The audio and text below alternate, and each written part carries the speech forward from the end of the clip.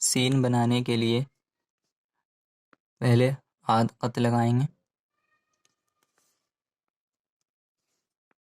उसके बाद एक कत।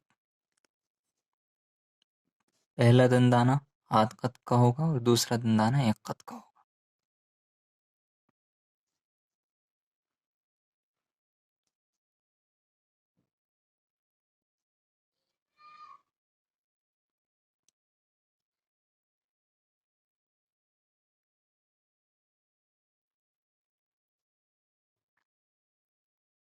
ये सीन के दो दंदाने बन गए।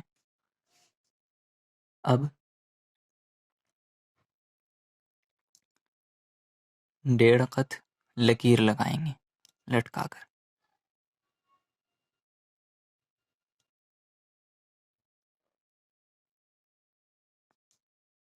ये डेढ़ कत।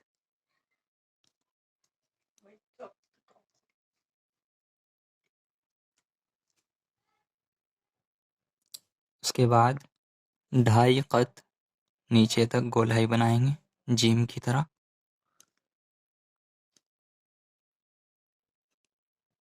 और बीच में 3 कत जगह बाकी रहेगी।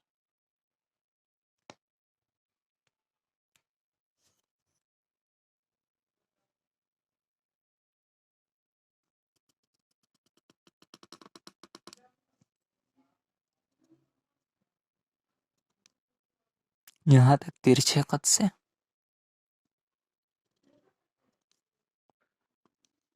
उसके बाद सीधे कत से।